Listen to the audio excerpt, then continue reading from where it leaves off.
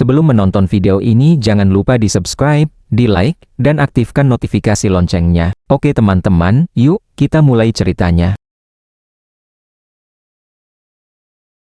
Dan tepat pada waktunya, sekelompok gadis tergila-gila menempel di jendela, kekacauan yang Chris sadari dipicu oleh Angelina yang memberitahu semua orang bahwa mereka bersaudara.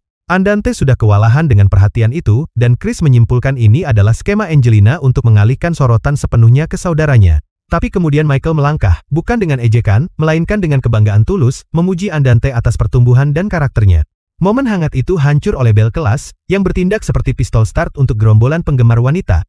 Saat Andante dikerumuni dan memohon ketenangan, Chris melihat kesempatan sempurna untuk menyelinap pergi tanpa diketahui. Dia melarikan diri dari kelas yang kacau, menemukan tempat tenang di luar di antara pepohonan. Bersandar, dia masih bisa mendengar teriakan, bergumam bahwa Andante mungkin sedang berlari menyelamatkan diri dari gadis-gadis akademi yang intens itu. Tapi ketenangannya segera hancur oleh Andante yang terengah-engah, yang mengikutinya ke sini berharap bisa lolos dari gerombolan itu. Anak laki-laki itu menyadari ini pasti tempat rahasia Chris, dipilih tepat karena murid-murid terlalu takut padanya untuk mengikuti. Chris hanya berkomentar tentang ketenangan, mencatat bagaimana hal-hal selalu tampak tenang saat Andante ada. Andante mengabaikannya, yakin bahwa gadis-gadis itu akan menyerah begitu mereka sadar tidak punya kesempatan.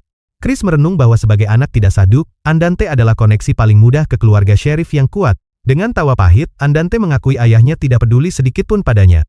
Tapi kemudian dia membungkuk dalam, mengungkapkan bahwa dia memastikan ayahnya tahu Chris menyelamatkan Angelina, berterima kasih dengan sepenuh hati. Chris hanya bersenandung, menerima pertunjukan rasa terima kasih itu tanpa banyak reaksi. Dia lalu menunjukkan sesuatu yang menarik, Andante bahkan tidak menggunakan sihir siluman saat dikejar.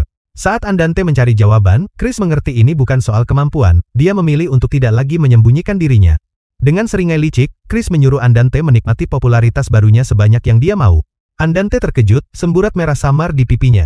Tapi dia cepat pulih, seringai percaya diri kecil menggantikan keterkejutannya.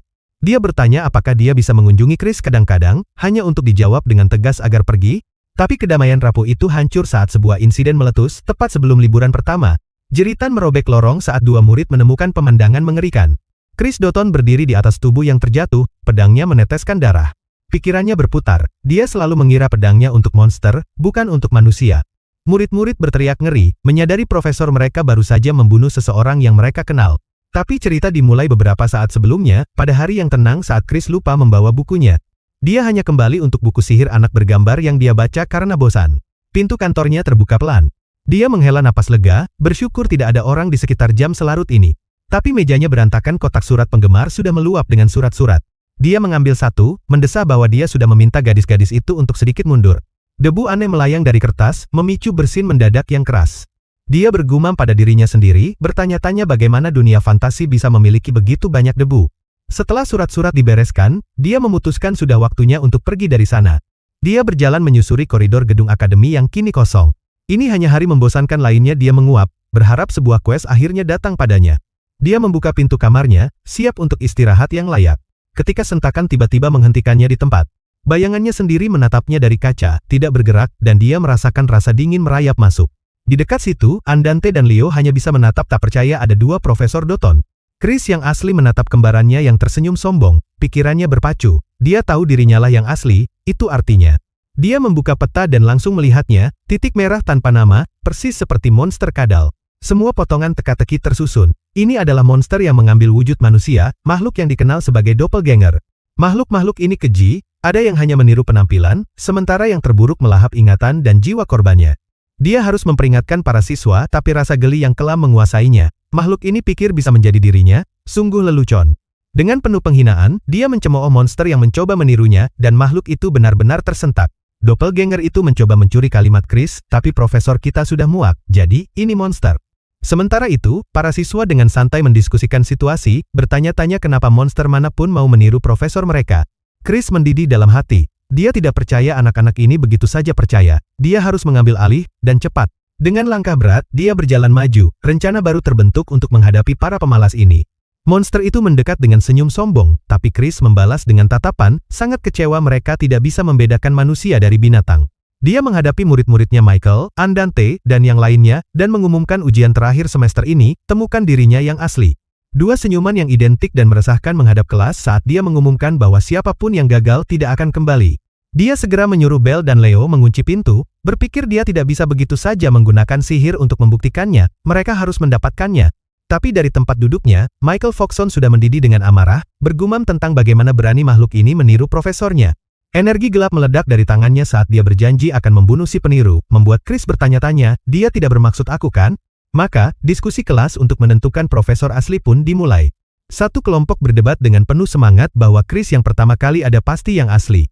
Tapi sisi lain sama yakinnya, bersikeras bahwa yang asli adalah monster, dan yang datang kedua adalah profesor sejati mereka. Bahkan Andante merasakan keanehan yang canggung dari Chris pertama, tidak bisa menghilangkan kecurigaannya. Lagi pula, ketidakpedulian total yang kedua terhadap mereka terasa sangat familiar dan mengecewakan. Saat para siswa berubah menjadi adu mulut, Dolce menyaksikan kekacauan dengan seringai. Dia melangkah masuk, dengan tenang menyarankan bahwa alih-alih berdebat, mereka seharusnya bertanya langsung. Dengan senyum jahat, dia mengusulkan sesi tanya-jawab kecil dengan pertanyaan yang hanya bisa dijawab oleh Chris asli. Dia bahkan mencatat bahwa dia yakin Michael, khususnya, punya beberapa pertanyaan yang sangat menyenangkan untuk ditanyakan. Mengambil umpan, seorang siswa segera mengangkat tangannya untuk bertanya kepada Profesor A apa pendapatnya yang sebenarnya tentang murid-muridnya. Profesor A, Chris yang asli, mempertimbangkan pertanyaan itu dengan ekspresi dingin yang tak terbaca. Dia dengan belak-belakan menyatakan tidak ada alasan untuk membenci mereka. Mereka hanya ada fakta yang tidak layak untuk perasaannya. Namun di dalam hati, dia terhuyung, menyadari bahwa debu yang dia hirup kemarin sebenarnya adalah spora peniru. Spora parasit ini terbelah dua. Satu menguras mana inang sementara yang lain tumbuh menjadi salinan sempurna. Dan bagian terburuknya, jika dia menyerang mereka secara terpisah, mereka akan beregenerasi, memaksanya untuk mematahkan karakternya. Tapi para siswa salah membaca sikap dinginnya, mengira dia hanya pura-pura tidak peduli. Pertanyaan kemudian diajukan kepada Profesor B. Doppelganger itu menghela napas, mengabaikan pertanyaan itu sebagai sesuatu yang bahkan tidak layak dijawab. Michael tampaknya menerima ini, wajahnya penuh pemikiran saat dia mempersiapkan ujian sesungguhnya. Dia lalu bertanya kepada si peniru apakah dia punya rencana untuk liburan, mengusulkan mereka pergi bersama. Doppelganger itu menjawab bahwa dia masih berpikir, sebuah jawaban yang membuat Chris asli tersentak curiga. Si peniru mengaku bahwa dirinya selalu tersesat, sebuah pengakuan yang membuat Chris berhenti. Ini bukan lagi sekadar peniru sederhana. Itu mengungkapkan perasaannya yang sebenarnya, keraguan mendalam dari diri aslinya, bukan karakter yang dia mainkan. Dan mendengar kerahasiaannya sendiri yang diucapkan oleh orang lain, sungguh memalukan. Tapi kemudian doppelganger itu mengatakan sesuatu yang membingungkannya, berharap seseorang ada di sana bersamanya. Pikiran Chris melayang kembali ke kehidupan masa lalunya. Dia tidak pernah bergantung pada siapapun, jadi siapa yang dimaksud. Bahkan di dunia sebelumnya, dia selalu menangani semuanya sendiri. Dia mulai bertanya-tanya apakah ini hanya kebetulan, tapi perasaan aneh, mirip dengan saat pertama kali bertemu monyet, mengatakan sebaliknya. Saat si peniru berharap mendapat bimbingan, momen hening itu dihancurkan oleh suara benturan keras dari ambang pintu. Pintu pecah ke dalam, memperlihatkan Eugene, yang dengan santai meminta maaf karena mendorongnya sedikit. Dia menyapa Chris dengan senyum cerah sebelum matanya menggelap, bertanya siapa orang lain di ruangan itu. Eugene mengamati pemandangan itu. Chris asli, dan tiruan identik duduk tepat di sampingnya. Seringai tipis terukir di bibirnya. Waktu ini terlalu sempurna, hampir seperti peringatan untuk tidak mendengarkan. Dengan tenang ia mengumumkan bahwa kelas selesai untuk hari ini. Lalu, tatapannya mengeras saat ia menunjuk sesi latihan kecil mereka dengan Miss Chris palsu. Ketenangan doppelganger itu hancur, matanya melebar, penuh kepanikan. Dalam sekejap, si penipu melesat melewati Chris yang hanya bisa berteriak kaget. Ia langsung sadar bahwa makhluk itu lari karena merasa terancam, dan ia tahu harus mengejarnya. Dengan monkey keychain terpasang, kelincahan Chris mendapat dorongan besar saat ia melesat berlari. Ia menempel erat di belakang doppelganger yang berusaha mati-matian kabur menyusuri lorong. Tapi pelariannya terhenti saat sesosok tubuh meluncur berhenti, memblokir jalan di depan. Dan itu tak lain adalah Chris Dotton sendiri, menyeringai dengan kegembiraan jahat, mengagumi mana yang sudah ia kumpulkan. Doppelganger itu mencibir Chris asli, mengejek bahwa ia mungkin meremehkannya sekarang. Tapi dengan senyum percaya diri, ia berjanji bahwa kelemahannya saat ini hanya sementara. Lalu ia mengungkap kartu asnya, membual bahwa ia sudah melihat ke dalam pikiran Chris. Ia tahu hal-hal yang bahkan tidak diingat Chris. Chris tidak percaya. Ia sadar makhluk itu hanya mengulur waktu, mencoba memberi waktu bagi sporanya untuk menyatu. Tidak masalah baginya. Ia menghunus pedang bercahaya, tahu bahwa ia hanya perlu membidik jantung untuk menghentikan regenerasi. Saat wajahnya mulai berubah bentuk, doppelganger itu mengejek Chris dengan belas kasihan atas semua yang ia lupakan. Tapi sudah terlambat untuk permainan pikiran. Serangkaian tebasan perak yang presisi membelah udara. Serangan itu mengenai dengan sempurna, merobek dada si penipu saat ia menjerit kesakitan. Ia tersandung mundur ke pintu dengan benturan keras, menarik perhatian Dolce dan Belle di sisi lain. Sebuah jendela sistem berdentang, memberi Chris hadiah boneka berambut pendek misterius karena menyelesaikan misi. Tapi di lorong, para siswa berteriak ketakutan, yakin bahwa Profesor Doton baru saja melakukan pembunuhan.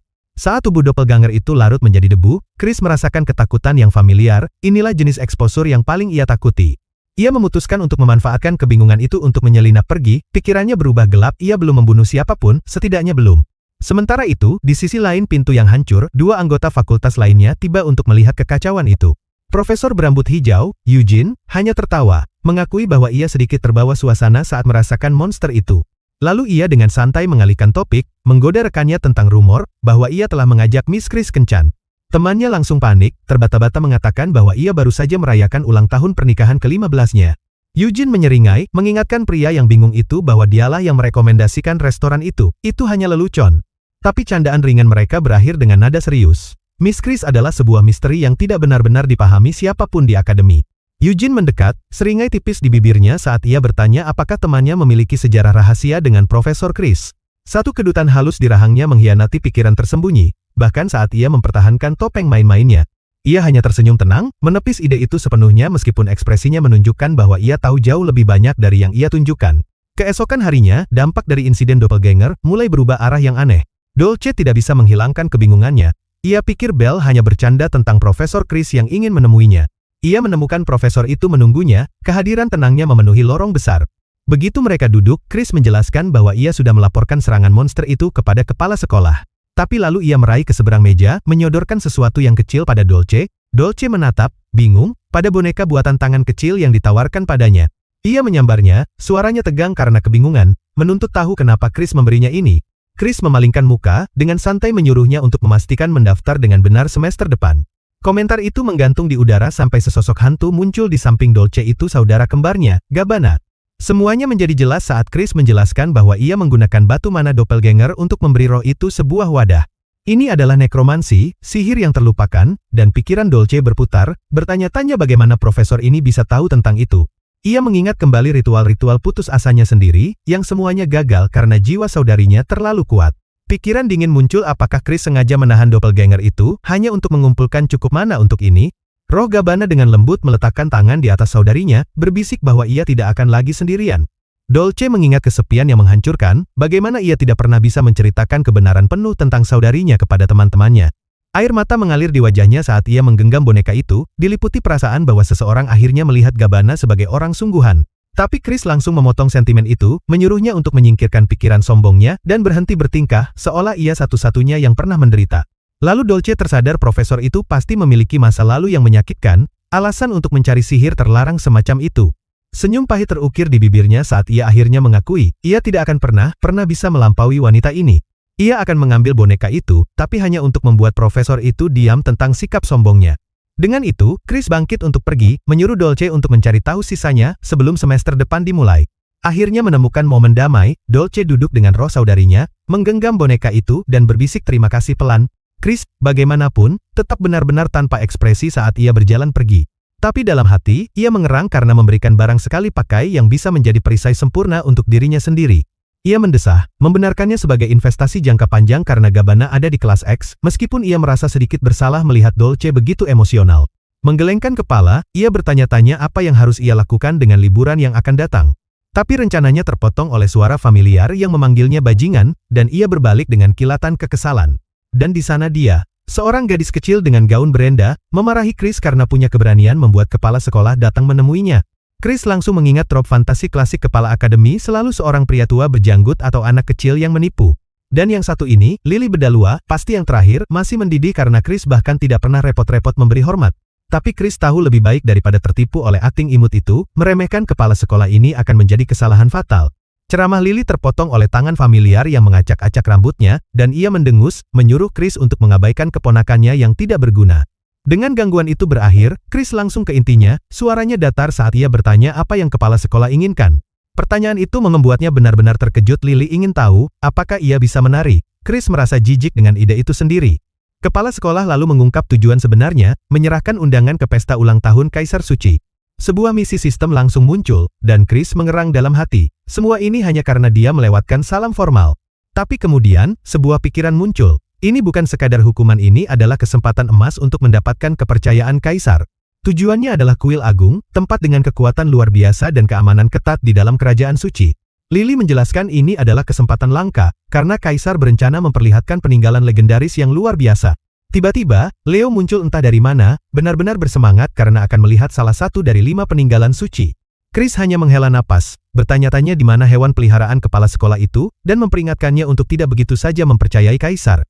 Dia tak bisa menghilangkan kecurigaannya apa sebenarnya yang diinginkan lelaki tua itu. Lily hanya tersenyum sinis yang mencekam. Dia hanya ingin bertemu Michael dan profesor yang telah mendapatkan kesetiaannya, katanya, hanya perkenalan ramah. Lalu, dengan lambaian tangannya, dia membuat Leo meluncur di lantai, memerintahkan Chris untuk membawa keponakannya. Ini, katanya, adalah hukuman Chris. Dia hanya senang pergi, tapi Chris sadar dia telah dibebani dengan pengawas. Pasrah pada nasibnya, Chris hanya berharap ada hadiah bagus menanti. Saat Lily berjanji dia tak akan kecewa. Dengan tujuan yang sudah ditetapkan, kereta mulai berjalan, berdera pelan melewati hutan menuju jamuan Kaisar Suci. Di dalam kereta yang gerah, Chris menghela napas berat, akhirnya mengerti kenapa mereka butuh istirahat. Dia meratapi bahwa murid terbaiknya untuk cuaca ini, Putri Es dan Dolce, sudah pulang. Sebaliknya, dia terjebak dengan rombongan ini, Michael, Ryan yang dibekap dan diikat, serta Belle sekumpulan kepala batu. Belle dan Ryan, bagaimanapun, benar-benar terpesona oleh pemandangan kerajaan ilahi di bawah kubah raksasanya. Saat Michael duduk diam, Chris meliriknya, langsung merasakan perubahan suasana. Anak itu sama sekali tidak terlihat bahagia, dan Chris tahu persis alasannya. Dia ingat dari novel bagaimana kuil menutup pintunya untuk Michael muda tepat setelah ibunya meninggal. Memandang keluar kerajaan, Chris merasa perutnya mual, menyesal berhenti membaca sebelum sisi gelap Kaisar terungkap. Dengan suara berdecit keras, kereta mewah itu akhirnya berhenti di jalan batu yang bersih. Keluar, kelompok itu menikmati pemandangan yang menakjubkan. Mereka akhirnya tiba di kerajaan ilahi. Bagi yang lain, tempat ini adalah utopia, dunia murni yang tak tersentuh kotoran dari luar. Tapi saat Belle memuji pemandangan, dia tak bisa tidak menyadari Chris hampir memancarkan kekesalan. Dia cemberut, menganggap keputihan sempurna dan steril kota itu menjijikkan, tanda jelas bahwa orang luar seperti mereka tak akan pernah bisa menyatu. Tepat saat itu, suara ceria memotong udara saat seorang pemuda berjubah putih mendekati kelompok itu. Dia memperkenalkan diri dengan senyum mempesona sebagai Beryl, seorang pendeta yang ditugaskan menjadi pemandu mereka hari ini. Beryl dengan riang menjelaskan bahwa semua warga memiliki tanda ilahi, memperlihatkan salib bercahaya di tangannya. Karena mereka tidak memiliki tanda ini, mereka harus didampingi setiap saat, dan dia memimpin mereka menuju penginapan. Bangunan itu adalah istana mewah, pertunjukan kekayaan dan kemegahan yang membuat para murid terpana. Di dalam, Beryl memberikan mereka lonceng kecil, menyuruh mereka beristirahat di kamar, dan membunyikannya hanya jika benar-benar butuh bantuan. Michael, Ryan, dan Belle benar-benar terpesona oleh kemewahan itu, sementara Chris terlihat seperti baru mencium bau busuk. Saat murid lain berlari untuk menjelajah, Chris mencemooh kegembiraan kekanak-kanakan mereka. Tapi bahkan dia tak bisa sepenuhnya menekan rasa penasarannya sendiri tentang tempat ini. Sekilas pandang mengungkapkan tingkat kemewahan absurd, yang mempermalukan istana kerajaan. Meski begitu, dia mengingatkan dirinya untuk tetap berpura-pura sebagai orang luar yang tak terkesan. Dia benar-benar yakin, Kaisar Suci sedang mengawasinya melalui setiap perlengkapan berlapis emas di ruangan itu. Dan dia tidak salah, Kaisar, seorang gadis muda bernama Lily, mengintai kotanya, melihatnya sebagai penjara yang sempurna. Chris menyunggingkan senyum licik, memutuskan dia punya hadiah istimewa untuk membuat pertemuan pertama mereka berkesan. Bermil-mil jauhnya, Lily menonton umpan dari istana, minatnya tergugah oleh profesor aneh ini. Senyum sinis penuh pengetahuan menyebar di wajahnya saat dia menyaksikan responsnya terhadap pengawasan konstan itu. Dia meluapkan isi hatinya ke kamera tersembunyi, berpikir bahwa Kaisar ini sama menariknya dengan yang dia dengar. Lily benar-benar terkesan, berpikir sudah lama sejak seseorang yang sadar akan matanya menunjukkan penghinaan terbuka seperti itu. Tapi di tempat lain, sosok kuat lain sedang mengawasi, Beryl, Paus, yang mengingat masa pemerintahan Raja Iblis. Dia mengingat kembali seorang perwira wanita berkerudung misterius, yang merupakan pusaran kekacauan murni di medan perang. Beryl benar-benar bersedih saat perwira itu menghilang, meskipun ketiadaannya menyebabkan runtuhnya pasukan. Selama ini, dia diam-diam berharap agen kehancuran itu akan kembali untuk menjungkirbalikkan dunia. Rumor yang dia dengar, bagaimanapun, adalah tentang harimau tanpa taring, seorang profesor pengembara tanpa ambisi tersisa. Tapi melihat api di mata Chris sekarang, dia merasakan secercah harapan lama yang berbahaya itu kembali. Senyum sinis yang lambat dan meresahkan menyebar di wajahnya. Meraih kristal pengintainya, dia mengeluarkan tantangan diam-diam agar dia membuktikan bahwa dia tidak jinak. Dia sangat menginginkannya menjadi bencana megah yang telah lama dia nantikan. Dan dari sudut pandangnya sendiri, Lily bedalua kecil tersenyum lebar, berpikir jamuan ini sudah lebih menarik dari sebelumnya. Keesokan paginya, suasana cerah dan ceria memenuhi ruangan. Seorang utusan dari Kaisar tiba, penuh senyuman, membawa peti emas mewah untuk tak lain dari Profesor Doughton. Tapi Chris tidak tertipu sedikit pun, tahu bahwa yang disebut hadiah ini hanyalah balasan kecil Kaisar karena diprovokasi. Utusan itu menjelaskan bahwa dia mendengar profesor kekurangan pakaian yang layak untuk jamuan. Dengan helaan napas berat dan perasaan cemas, Chris perlahan mengangkat tutupnya. Di dalam, terbaring di atas kain halus, ada gaun yang sangat indah dan sepasang cincin emas. Ryan tak bisa menahan untuk melontarkan lelucon tentang melihat profesornya memakai gaun, langsung mendapat tamparan dari Leo. Tapi saat Chris mengabaikannya, sistemnya tiba-tiba memberitahunya tentang barang spesial. Matanya membelalak tak percaya, itu adalah peninggalan semi suci dengan statistik luar biasa, membuatnya bertanya, seberapa besar Kaisar ingin melihatnya dalam gaun? Dia tahu dia seharusnya mengambil peninggalan itu, tapi harga dirinya sebagai penjahat tak akan membiarkannya terlihat terlalu bersemangat. Utusan itu, Beryl, hanya tersenyum sinis, dengan sombong bertanya apakah dia puas dengan hadiah Kaisar. Tanpa sepatah kata, Chris langsung berbalik dan menjatuhkan seluruh peti emas itu ke tempat sampah dengan bunyi gedebuk keras. Gelombang niat membunuh menyelimuti pendeta itu, saat Chris memperingatkannya untuk tidak pernah memperlakukannya seperti orang bodoh lagi. Tapi tepat saat ketegangan memuncak, suara tenang memanggil nama Beryl saat sosok baru melangkah ke pandangan. Bahkan Leo berseru dari samping, setuju bahwa gaun seperti itu tidak akan pernah cocok untuk profesornya. Pendatang baru, seorang pendeta senior bernama Robert, dengan lembut menegur Beryl yang kini ketakutan karena sikapnya yang terlalu santai. Dia kemudian berbalik ke arah Chris dengan senyum hangat, mengulurkan tangan untuk memperkenalkan dirinya untuk pertama kalinya. Chris sama sekali tidak terpengaruh, dengan dingin bertanya pada pria itu apa yang dia inginkan. Senyum Robert tak pernah pudar saat dia mengungkapkan sebuah kotak baru yang lebih gelap, menjelaskan bahwa dia punya permintaan kecil. Robert menjelaskan bahwa pesta yang akan datang akan penuh dengan orang luar karena pameran relik suci. Dia butuh Chris, yang juga orang luar, untuk diam-diam mencari seseorang yang mencurigakan di antara para tamu. Untuk membantunya menyamar, Robert memberikan sebuah kalung ungu yang memukau, meyakinkannya bahwa kali ini benar-benar normal.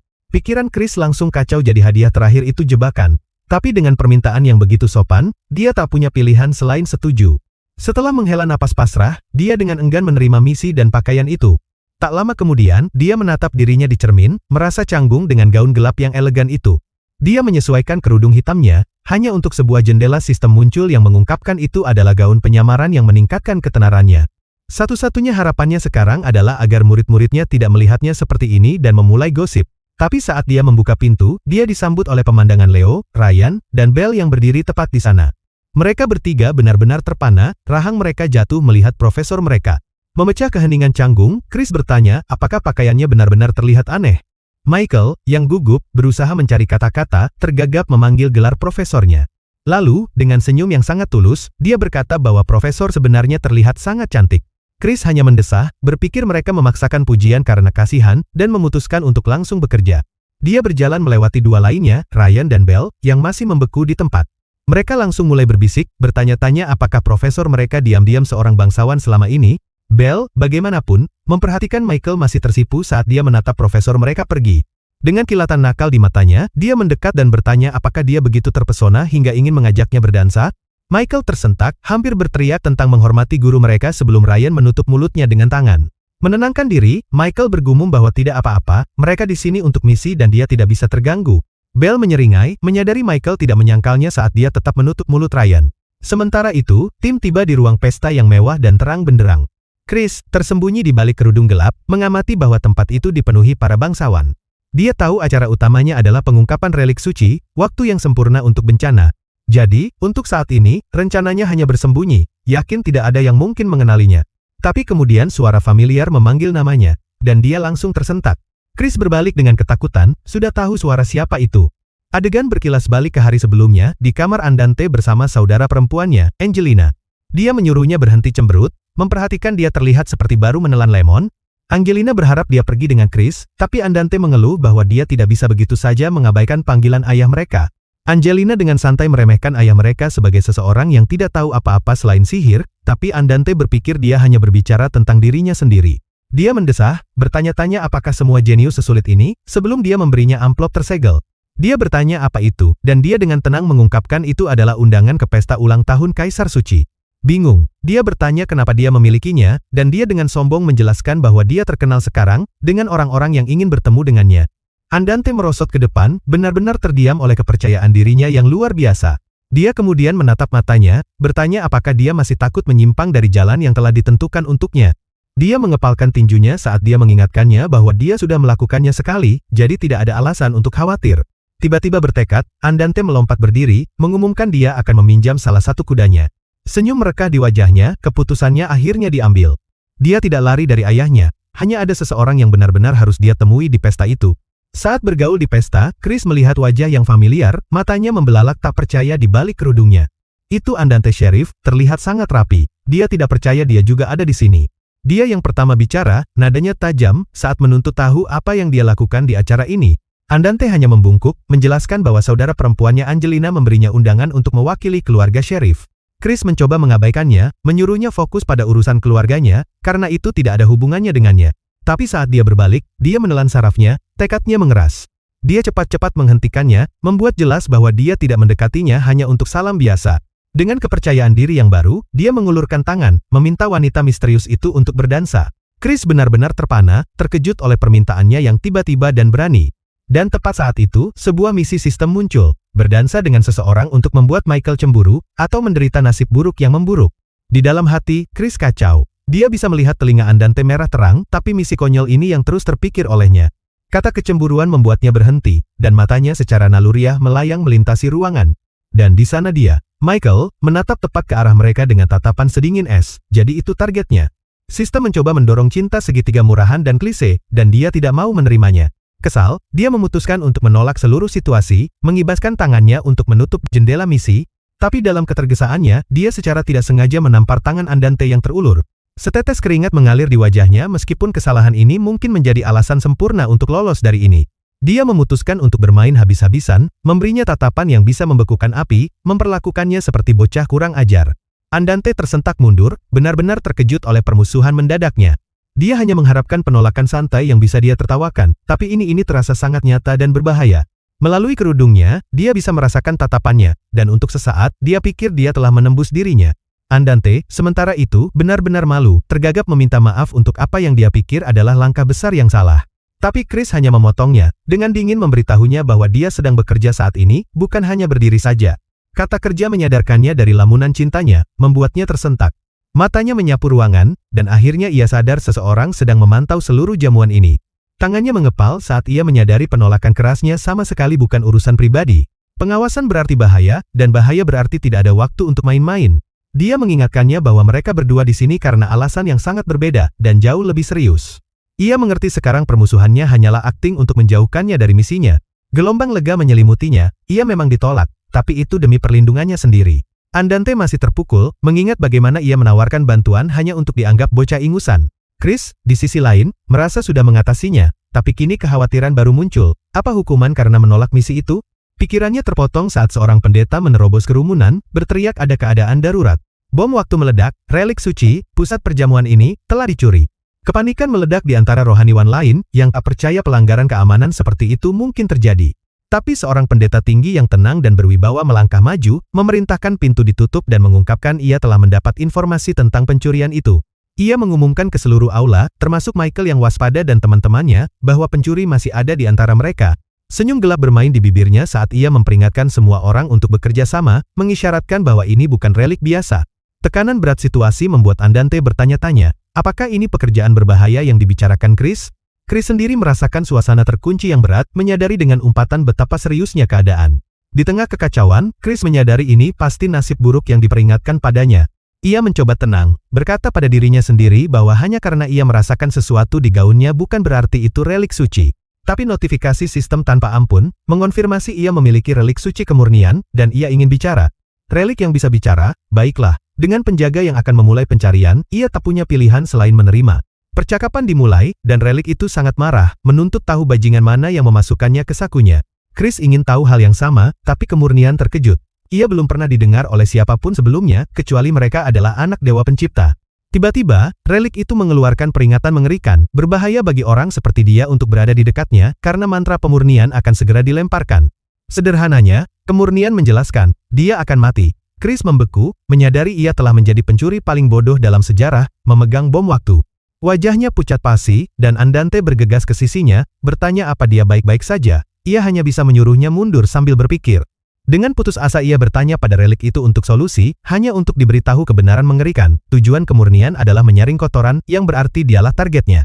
Pasrah pada nasibnya, ia bertanya dengan sinis berapa banyak waktu yang ia miliki untuk memikirkan kata-kata terakhirnya.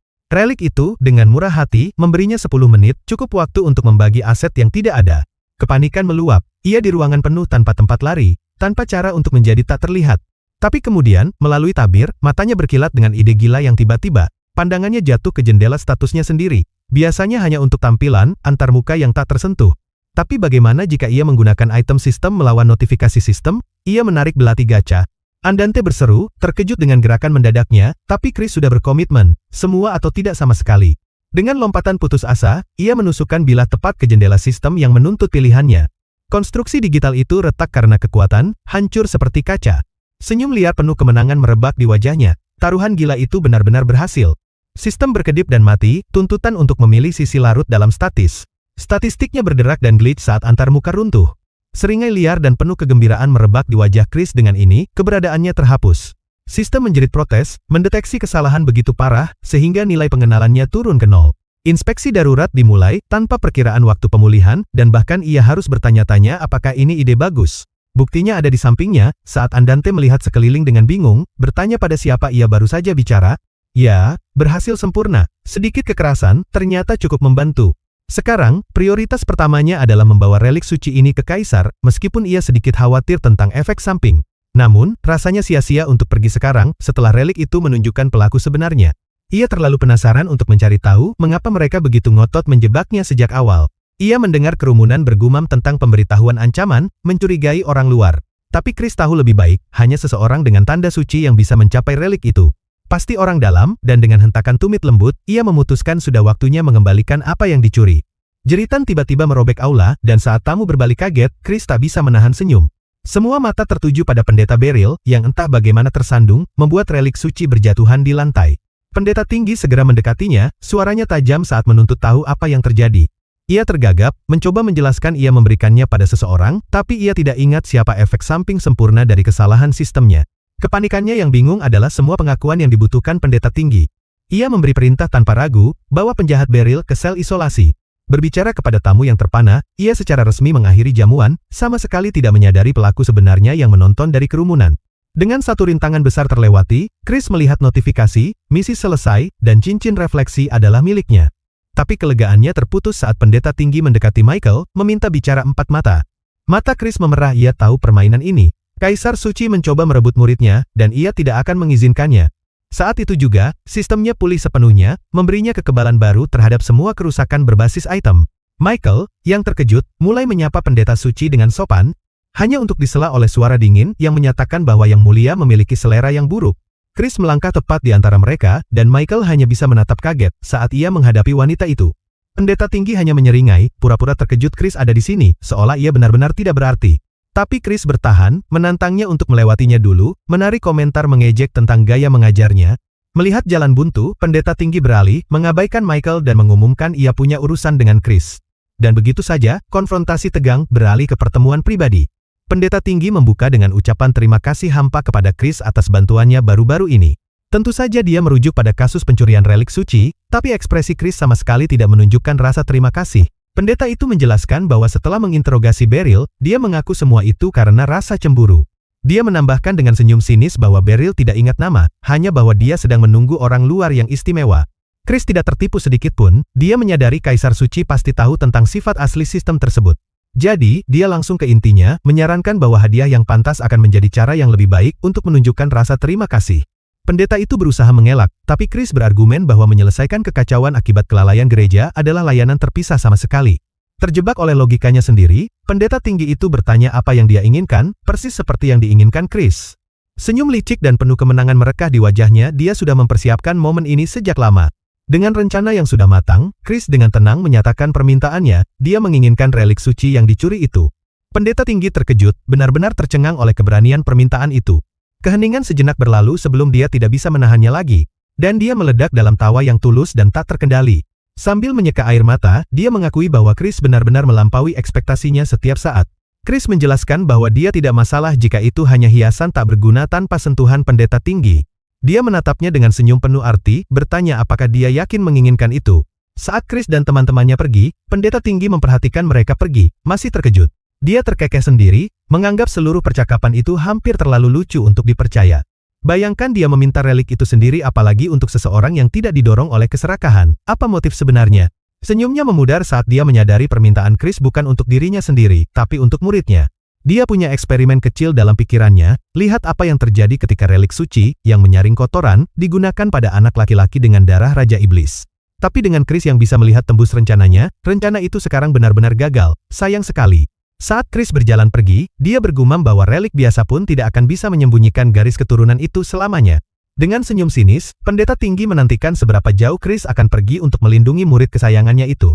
Sementara itu, bermil-mil jauhnya, Chris merasakan gatal tiba-tiba di telinganya, bertanya-tanya apakah ada yang membicarakan keburukannya. Sebuah jendela sistem muncul saat suara relik ikut campur, menuntut tahu mengapa dia membawanya tanpa kaisar suci. Sekarang hanya bola bicara. Chris lega karena mereka bisa berkomunikasi, menjelaskan bahwa dia butuh mitra intelektual, seseorang yang selama ini kurang.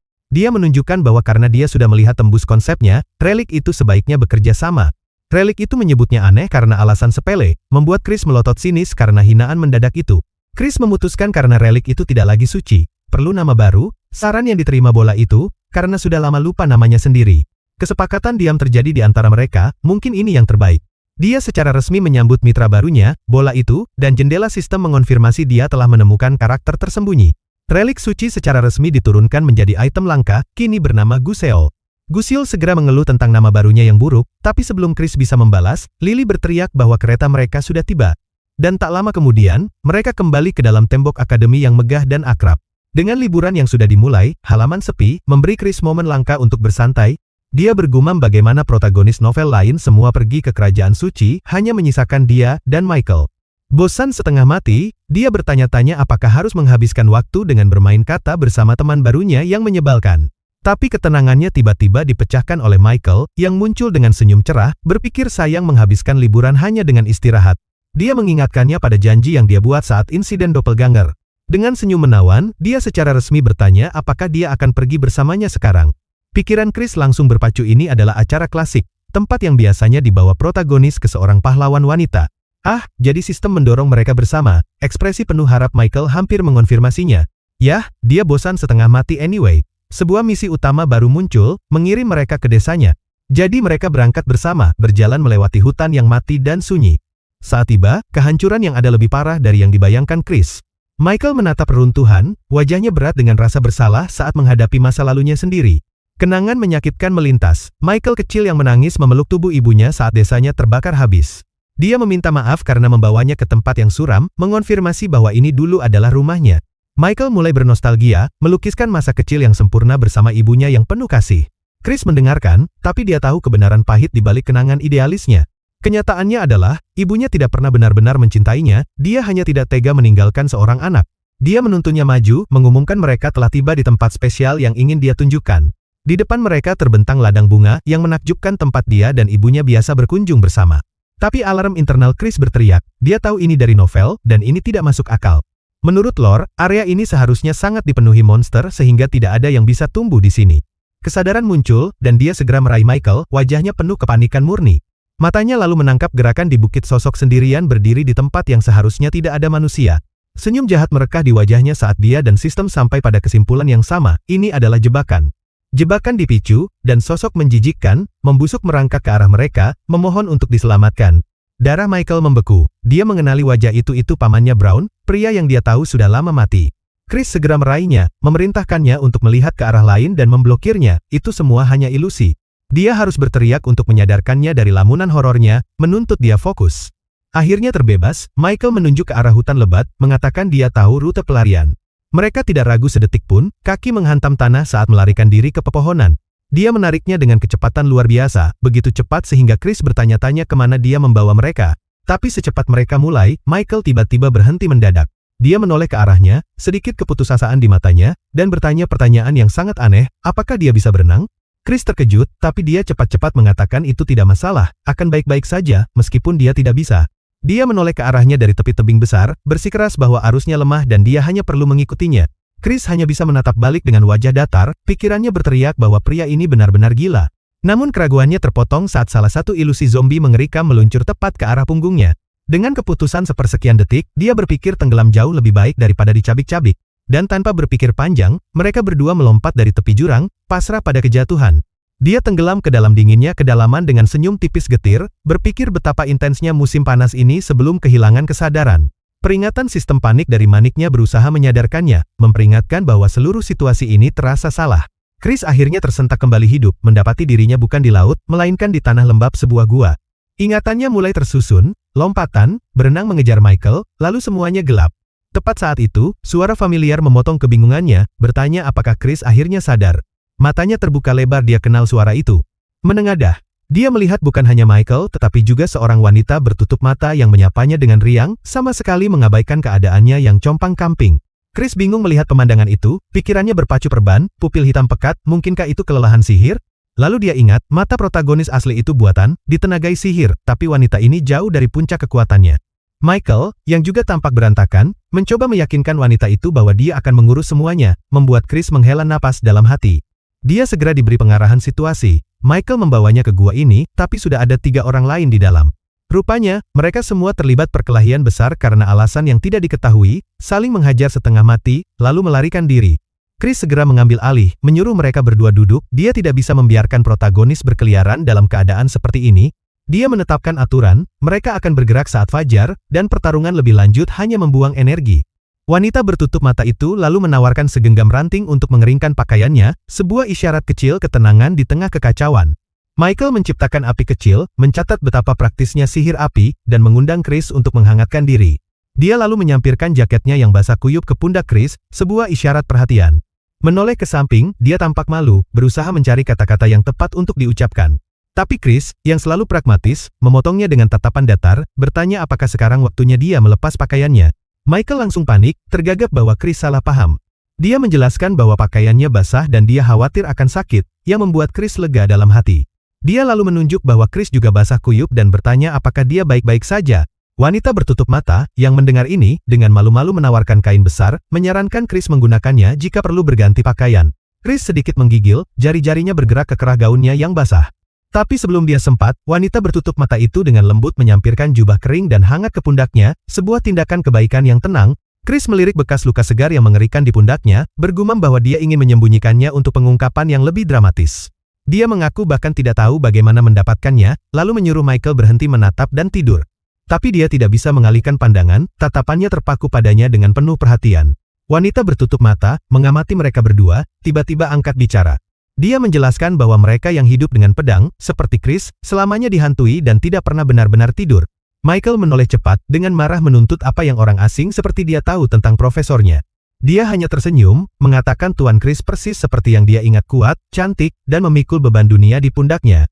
Nada bicaranya menjadi gelap, bertanya apakah apa yang disebut tuannya itu yang menyebabkan luka-luka itu, dan berkata bahwa sangat sedikit makhluk yang bisa menggoresnya.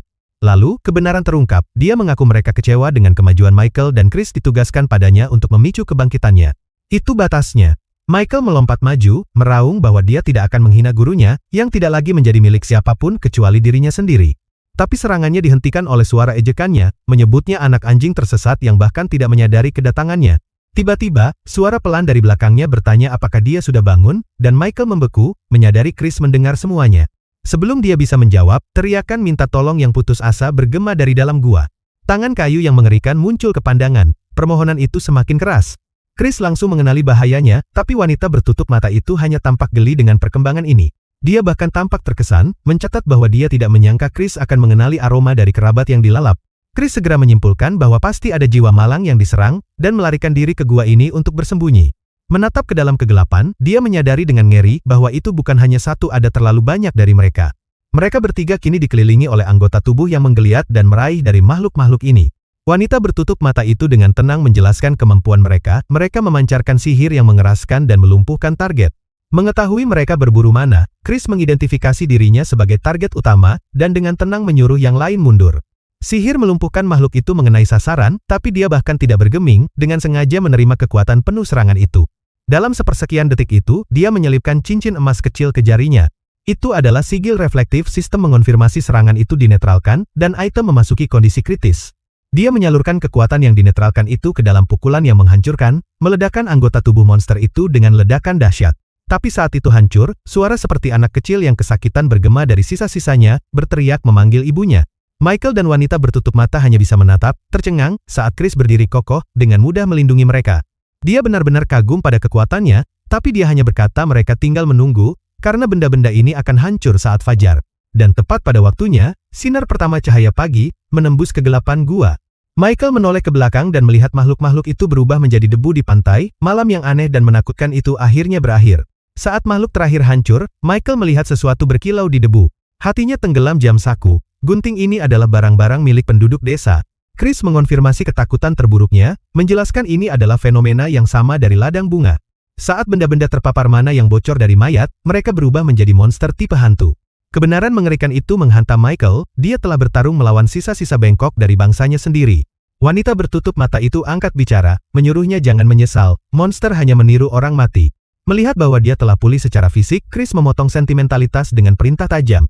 Dia menyuruh Michael bangun dan membakar sisa-sisa itu, atau mereka akan bergerak lagi saat matahari terbenam. Saat Michael setuju, gambaran pencarian asli melintas di benaknya, menenangkan jiwa-jiwa.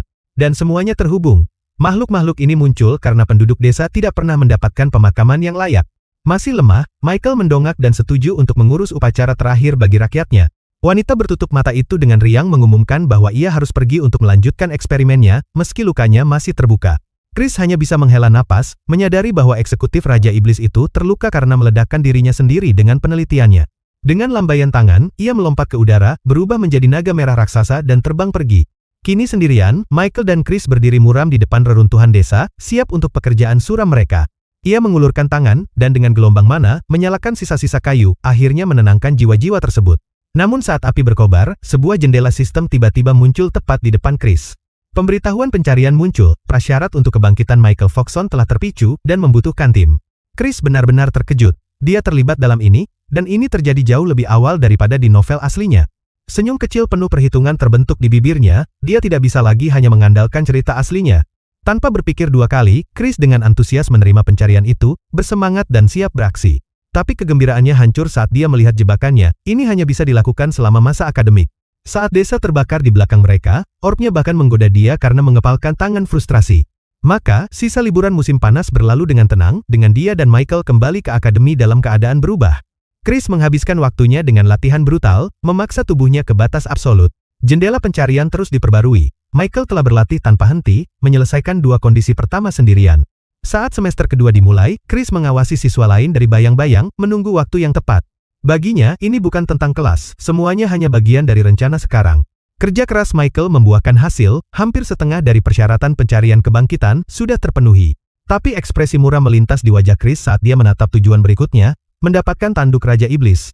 Namun Chris sudah punya rencana, ingatan dari novel muncul kembali, sebuah dungeon break di kamar Michael Foxon. Dia tahu syarat pembersihannya adalah kekuatan murni, dan dia sudah bisa membayangkan teman-teman sekelasnya menderita karenanya. Tiba-tiba, pikirannya terputus oleh teriakan Dolce yang meminta perhatian semua orang, mengumumkan seorang murid baru. Dengan riang, ia memperkenalkan boneka kecil sebagai saudari kembarnya, Gabbana, yang rohnya hanya meminjamnya sampai mendapatkan tubuh baru. Mengamati dari dahan, senyum sinis bermain di bibir Chris, bertanya-tanya apakah mantra kecilnya berhasil. Boneka itu tiba-tiba muncul tepat di depan wajah Leo, suaranya menggema seperti pikiran Chris. Leo menatap dengan diam tercengang saat boneka itu mengulangi pertanyaan, berhasil? Akhirnya dia menjerit, berteriak bahwa boneka itu berbicara, sementara Michael hanya menatap, sama sekali tidak terpengaruh. Michael dengan tenang memberitahu Leo yang panik untuk bersiap berkemah, menyebut bahwa dia sudah menangani monster lokal. Chris, di sisi lain, benar-benar bingung dia menyuruh mereka belajar sendiri, bukan pergi tamasya lapangan penuh. Di bawah, boneka yang dirasuki Gabbana mengeluh tentang pemandangan, menuntut untuk duduk di atas kepala saudarinya, Dolce. Chris hanya tercengang melihat kerja tim mereka yang sempurna. Apakah mereka berencana tinggal di sini? Sistem mengonfirmasi pilihan mereka. Dia menghela napas panjang, baiklah. Mungkin pelatihan bertahan hidup gila ini benar-benar akan membantu anak-anak itu tumbuh. Meninggalkan mereka, Chris melangkah kembali melewati lorong akademi, pikirannya sudah tertuju pada tugas berikutnya untuk semester baru. Dia masih perlu berbicara serius dengan Ryan tentang apa yang terjadi di dungeon. Tapi ada juga anomali yang mengganggu dari seorang anak bernama Eugene, karakter yang tidak pernah muncul di Hero Rampage. Tidak peduli sekeras apa dia mencari, dia sepertinya tidak pernah bisa menemukan pria itu, dan mulai terasa seperti dialah yang menjadi pengejar. Kemudian, seolah dipanggil oleh pikirannya, dia melihat rambut hijau yang tak salah lagi itu, berdiri di tengah kerumunan. Rasa dingin tiba-tiba menjalar di punggungnya. Mengapa semua orang itu berkumpul tepat di depan kamarnya? Dia menghadapi Eugene, yang dengan tenang memberitahunya bahwa masuk ke asramanya sendiri mungkin bukan pilihan sekarang. Chris menuntut penjelasan, pikirannya berpacu. Apakah gadis naga kecil itu mengosongkan kamarnya lagi? Tapi saat mengintip melewati Eugene, matanya membelalak kaget. Di mana pintunya dulu berdiri, kini ada pusaran energi gelap yang kacau dan berputar. Sistem dengan tenang mengidentifikasinya sebagai pintu masuk dungeon, dan darah Chris menjadi dingin. Dungeon itu milik Michael Foxon. Orb mengungkapkan logika sistem, menampilkan pemberitahuan baru. Acara tinggal bersama untuk meningkatkan afeksi dengan Michael. Chris tidak percaya apa yang dibacanya.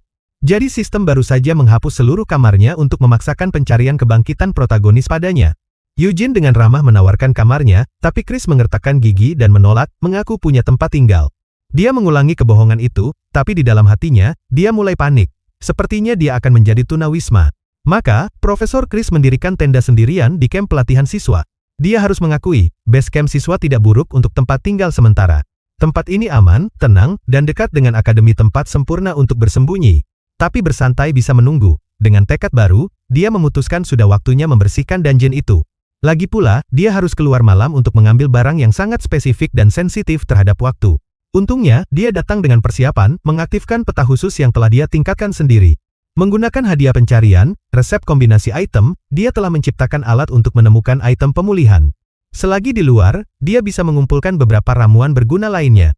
Melihat sesuatu yang mirip mentimun aneh, dia meraih untuk mengambilnya, hanya untuk sistem berteriak peringatan. Dia membeku, menyadari kesalahannya itu mandragora, dan jeritan area of effect yang senyap itu legendaris. Dengan helaan napas lega, dia mundur, menarik benda itu akan memanggil seluruh kawanan serigala untuk pesta yang tidak dia undang. Tapi bahkan tanpa menyentuh mandragora, Chris merasakan kehadiran bermusuhan yang tiba-tiba. Dari semak-semak, sepasang mata ungu bercahaya menatap keluar, milik serigala putih raksasa. Orb sistem benar-benar panik, berteriak tentang bagaimana mereka harus berurusan dengan serigala lagi. Dengan panik, ia menyarankan menyanyikan lagu untuknya, atau mungkin menangis untuk mendapatkan belas kasihannya. Tapi Chris tidak khawatir, dia dengan tenang mengamati bulu krem yang familiar dari makhluk itu. Dia kemudian fokus pada matanya, mengenali cahaya merah muda yang khas itu. Senyum kecil merekah di bibirnya saat ia menyadari bahwa ia mengenali serigala ini. Ia memanggil namanya di malam hari, Belfry Asia. Melangkah maju, ia dengan dingin bertanya apa yang ia lakukan berkeliaran di luar larut malam. Binatang buas itu langsung ciut, mengeluarkan rintihan menyedihkan seperti anak anjing yang dimarahi. Chris menghela napas lelah, berpikir mantel ini sepertinya hanya menarik masalah. Ia menyelimuti serigala raksasa itu dengan jubahnya sendiri, menyuruhnya berubah kembali agar mereka bisa bicara. Dalam kilauan cahaya, wujud serigala itu menyusut, dan sebuah telapak kaki telanjang yang tergores melangkah ke rumput. Belle yang panik, kini berwujud manusia, tergagap meminta maaf dan mengaku ini bukan pertama kalinya ia kabur. Pandangannya jatuh pada karung-karung berisi ramuan obat, dan rahasianya mulai terkuak. Ia sadar bahwa Belle menjualnya untuk bertahan hidup, dan wajah Belle memerah karena malu. Chris tahu biaya kuliah akademi sangat besar, dan murid sepertinya tidak akan mendapat dukungan finansial. Semua terungkap, ia selama ini menggunakan wujud serigalanya yang kuat untuk memanen ramuan dengan mudah dan membiayai dirinya sendiri. Ia mencoba menjelaskan, suaranya bergetar saat air mata tiba-tiba menggenang, membuat Chris benar-benar terkejut. Lalu ia menjatuhkan bom. Keluarganya sedang mencarinya, berjanji tidak akan membunuhnya jika ia kembali sekarang. Pikiran Chris berpacu, menghubungkan titik-titik manusia serigala adalah sekutu kuno Raja Iblis. Jika mereka bergerak sekarang, itu berarti kebangkitan pasukannya terjadi jauh lebih cepat dari dugaan. Suara putus asa Belle memotong pikirannya, memohon bahwa ia tidak punya tempat lain selain akademi. Tempat ini adalah satu-satunya perisainya, dan jika ia diusir, keluarganya pasti akan menemukannya. Gelombang rasa bersalah menyapu Chris, ia tidak bisa tinggal diam melihat ini terjadi. Ia memberitahunya bahwa untuk menghindari masalah, ia sekarang hanya akan bergerak di bawah pengawasan langsungnya. Lalu ia memberikan izin keluar resmi, menawarkan untuk membeli semua ramuan yang bisa ia kumpulkan. Belle benar-benar terpana, bertanya apa rencananya saat ia hanya menyuruhnya mulai menggali. Kejutannya meleleh menjadi rasa tidak percaya yang memerah, ucapan terima kasih yang terbata-bata lolos dari bibirnya. Rasa syukur itu lalu meledak, dan ia berterima kasih berulang kali, kewalahan oleh kebaikan mendadak Chris. Bola sistem mengejeknya, bertanya apakah ia mampu membayarnya, tapi Chris mengonfirmasi ia punya banyak dari hadiah kepala sekolah. Malam berlalu, dan sinar matahari pagi yang cerah menyinari perkemahan mereka. Mata Chris perlahan terbuka saat ia bangun dari tidur panjang yang nyaman. Ia merasakan sesuatu yang lembut di bawahnya, bingung ia pasti ingat tertidur di tanah keras. Sumber kenyamanannya tak lain adalah Belle, yang membiarkannya menggunakan wujud serigala raksasanya sebagai tempat tidur. Tapi saat ia duduk, ia disambut pemandangan yang lebih mengejutkan gunungan ramuan. Ia terpana. Belle pasti telah menggali setiap ramuan di seluruh area semalaman. Dengan ekspresi puas, ia mengangkat karung berat ke bahunya. Ini lebih dari cukup untuk misinya sendiri. Ia melirik ke belakang, berpikir ia bisa sedikit terlambat untuk kelas paginya. Saat ia pergi, sistem menggoda karena ia bersikap perhatian, tapi Chris mengabaikannya sebagai iseng belaka. Ia tiba dan menemukan kerumunan di ruang penjara bawah tanahnya, dengan staf pengajar gugup menyarankan mereka harus menilai situasi dulu. Tapi beberapa murid terlalu bersemangat, hampir bergetar karena antusias untuk menjelajah demi proyek kelulusan mereka. Chris hanya bisa menggelengkan kepala, mereka benar-benar ingin menyelinap masuk. Saat itu, seseorang melihat dua sosok bergerak di dalam portal. Dan begitu saja, dua murid terlempar keluar dengan keras, menjerit sekuat tenaga dalam ketakutan murni. Staf pengajar terpana, bergegas ke pasangan yang trauma itu, menuntut tahu kapan mereka masuk. Saat satu murid bersumpah tidak akan kembali, Chris melirik Eugene dengan sinis, mencatat inilah yang terjadi saat kau tidak siap. Eugene akhirnya menyadarinya, memberi kabar singkat bahwa kepala sekolah sedang menangani masalah ruangan. Tapi alur pikirannya terganggu saat ia melihat perlengkapan Chris karung besar ramuan dan wajan penggorengan. Chris mengabaikan rasa penasarannya, menyuruhnya tidak usah khawatir tentang apa yang ia lakukan di kamarnya sendiri. Sikap main-main Eugene lenyap, suaranya menurun saat ia bertanya apakah yang akan Chris lakukan benar-benar diperlukan. Chris mencatat nada aneh Eugene, sama seperti sebelumnya, mengisyaratkan bahwa ia tahu lebih dari yang ia tunjukkan. Eugene mencoba bersikap tenang, mengalihkan bahwa itu bukan urusan Chris. Tapi topengnya retak, dan ia mengaku dengan desahan bahwa ada beberapa hal yang hanya bisa dilakukan Chris. Pembicaraan misterius itu lagi Chris memutuskan untuk memotongnya dan memberi sedikit nasihat sebelum ia pergi. Ia berbalik, bertanya pada Eugene apa yang begitu ia khawatirkan, menyuruhnya untuk mengatakan apa yang ada di pikirannya. Ekspresi Eugene melunak, dengan lembut menegur Chris untuk tidak melakukan semuanya sendiri hanya demi sedikit pujian. Saat itu, keributan mulai terjadi saat murid-murid lain menyadari guru mereka baru saja masuk ke penjara bawah tanah. Kilatan kekhawatiran melintas di wajah Eugene saat ia menonton portal menelan temannya utuh. Dengan langkah terakhir yang tegas, Chris meninggalkan dunia akademi yang dikenalnya. Ia mendapati dirinya berdiri sendirian di labirin luas yang gelap, tantangan sesungguhnya akhirnya dimulai. Bola sistem menyatakan yang jelas, mereka baru saja masuk ke labirin. Pandangan dari atas mengungkap skala sebenarnya penjara bawah tanah itu labirin gila yang dipenuhi jebakan. Bola panik, tapi Chris dengan tenang menjelaskan bahwa karena ia sendirian, tingkat kesulitannya paling rendah meski bos terakhir adalah cerita lain. Ia mengeluarkan buku catatan, mengungkap tujuan sebenarnya masuk sebelum murid-murid. Senyum licik mereka di wajahnya saat bola menyadari rencana gilanya, memetakan seluruh struktur sebelumnya. Ia mengonfirmasinya, kilas balik ke jenis teror yang akan ditimbulkan tempat ini pada yang tidak siap. Lagi pula, mencoba membersihkan labirin seperti ini tanpa peta bukanlah keberanian, itu hanya bunuh diri lambat dan melelahkan. Itulah kenapa ia membawa begitu banyak ramuan dan, yang mengejutkan bola, satu set alat masak lengkap. Sistem hanya bisa menyebutnya gila, gelar yang diterima Chris sebagai pujian tertinggi. Dengan wajan penggorengannya terangkat tinggi, ia berangkat, siap menunjukkan pada penjara bawah tanah ini, apa yang bisa dilakukan hidangan Korea yang layak. 5 jam yang melelahkan kemudian, Chris muncul, setelah memetakan penjara bawah tanah hanya dengan bahan bakar ramuan obat. Keesokan harinya, ia kembali ke pintu masuk labirin, tampak benar-benar segar. Kali ini, bagaimanapun, ia membawa murid-murid bintang akademi untuk ikut serta. Ia tahu, kesulitan penjara bawah tanah akan melonjak dengan lebih banyak orang, tapi ia tidak khawatir anak-anak ini semuanya overpowered. Dia menoleh ke kelompok itu, memberikan satu-satunya aturan, ikuti dia, dan mereka akan menaklukkan labirin ini. Dengan seringai percaya diri, dia memimpin barisan, para siswa bersemangat dan siap beraksi. Partai itu menjelajah ke kedalaman dungeon, langkah kaki mereka bergema di kegelapan. Tapi tak butuh waktu lama bagi monster pertama untuk muncul, seorang prajurit kerangka berzirah lengkap. Ia mengeluarkan raungan mengerikan, dan melompat maju, mengayunkan pedang besarnya ke arah kelompok.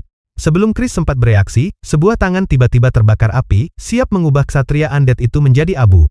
Dan tangan itu milik tak lain dari Michael Foxon, yang meledakkan kerangka itu dengan pilar api. Para siswa sudah seperti mesin yang terlatih, saling memberitahu ancaman baru, dan mengoordinasikan serangan mereka. Tapi Chris tenggelam dalam pikirannya, menyadari dungeon ini benar-benar berbeda, dari yang dia bersihkan kemarin. Meski begitu, dia tetap santai, berjalan dengan gaya pongah seolah dia sudah menguasai segalanya, membuat para siswanya bingung. Kepercayaan dirinya diuji saat mereka tiba di persimpangan besar dengan belasan jalur berbeda. Sementara yang lain ragu-ragu, Chris dengan tenang menunjuk ke salah satu lorong, tanpa kehilangan ritme. Leo dan Michael hanya bisa menatap dengan takjub, bertanya-tanya bagaimana guru mereka begitu yakin dengan jalannya. Michael akhirnya harus bertanya bagaimana dia menavigasi labirin mustahil ini tanpa satupun kesalahan langkah. Jawaban Chris sederhana, insting perasaan mencekam yang memberitahu dia persis jalur mana yang menuju kematian. Dia menyuruh mereka untuk berjalan kemanapun insting kelam mereka mengarah, dan para siswanya hanya bisa mengikuti. Namun di dalam hati, sistem mengejek penjelasan noraknya, dan Chris menyuruh suara mengganggu itu untuk diam. Gemuruh rendah bergema di koridor batu saat mereka melanjutkan perjalanan, kehadiran gelap membayangi di depan. Dengan langkah tegas, Chris tiba-tiba menghentikan kelompok itu. Dia mengumumkan kedatangan mereka di depan patung gargoyle bersayap raksasa yang bertengger tinggi di atas mereka. Leo merasa patung itu familiar, dengan cepat menyadari itu salinan sempurna dari yang ada di gerbang akademi saat matanya menyala merah. Makhluk batu itu hidup kembali, suaranya bergemuruh saat menyambut para pengelana ke labirin yang terlupakan. Ia menceritakan kisah tentang seorang bijak kuno yang menitipkan benda terkutuk padanya, benda yang secara tragis mengkorupsi temannya. Kini, teman itu telah menjadi monster di jantung labirin, dan Gargoyle memohon mereka untuk menyelamatkannya. Leo dengan antusias menerima misi mulia itu, tapi Chris tidak terkesan dengan drama ksatria klise itu. Gargoyle tersenyum, berterima kasih pada mereka sebelum mengungkapkan bahwa masuk mereka bergantung pada satu pertanyaan sederhana.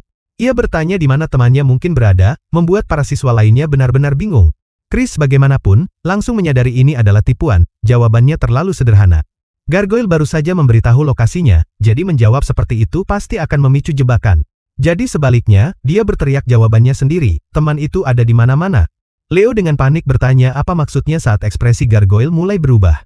Dengan raungan memekakan telinga, sang penjaga memanggil temannya saat tanah mulai retak.